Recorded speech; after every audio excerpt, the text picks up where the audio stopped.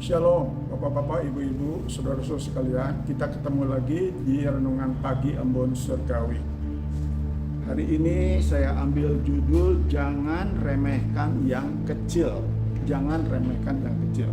Sebelum membaca Alkitab dan merenungkan, mari kita minta pimpinan Roh Kudus. Kita berdoa. Terpujilah nama Tuhan Allah yang Maha Kasih, yang Maha Baik.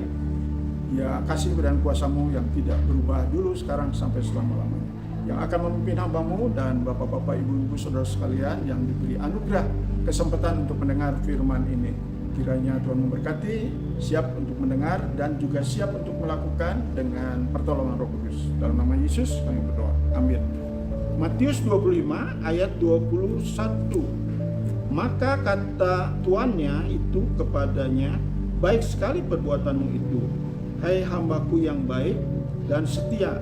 Engkau telah setia dalam perkara kecil, aku akan memberikan kepadamu tanggung jawab dalam perkara yang besar. Masuklah dan turutlah dalam kebahagiaan Tuhanmu. Demikianlah firman Tuhan, bahwa kita jangan meremehkan yang kecil. Kalau kita setia dari yang kecil, maka Tuhan menjanjikan perkara yang besar. Janji ini kita harus pegang, karena janji firman itu adalah setia,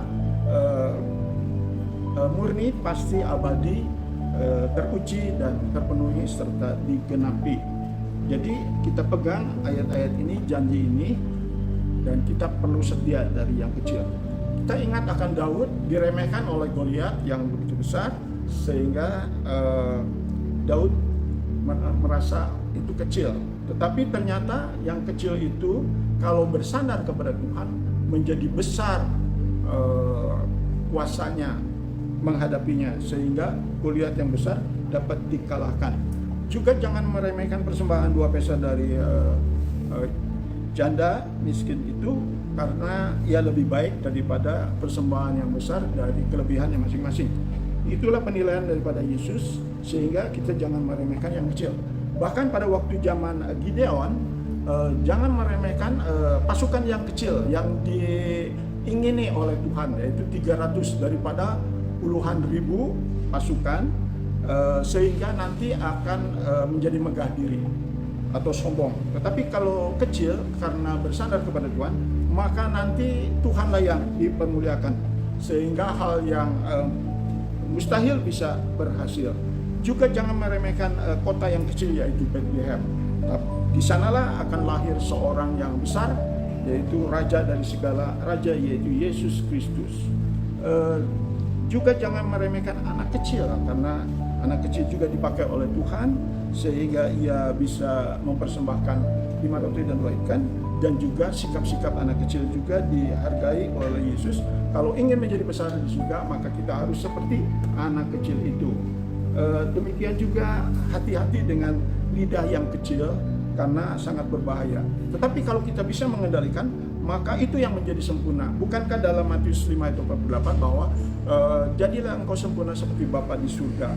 Itu bisa terjadi karena Tuhan yang menyuruh. Karena ada perlengkapan senjata, ada pertolongan dari Roh Kudus, akan mencapai dari yang kecil bisa menjadi yang besar. Nah, juga pada waktu kita ingat hukum Taurat, atau juga ada anak muda yang kaya. Kalau hukum Taurat ada 10, walaupun yang besar 9, kalau satu meleset, yang kecil jangan diremehkan, sehingga semuanya akan sia-sia. Demikian juga anak muda yang kaya sudah melakukan 9, satu gagal, maka juga sia-sia atau 0, karena ia cinta akan uang. Nah, itulah yang saya bisa sampaikan. Marilah kita jangan meremehkan hal yang kecil, supaya kita bisa menikmati yang besar. Inilah lagu yang dapat mengingatkan kita.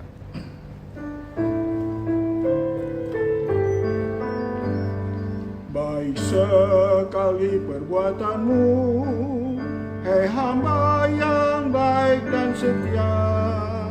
Setia dalam perkara yang kecil sekalipun, ku akan memberikan padamu perkara yang besar.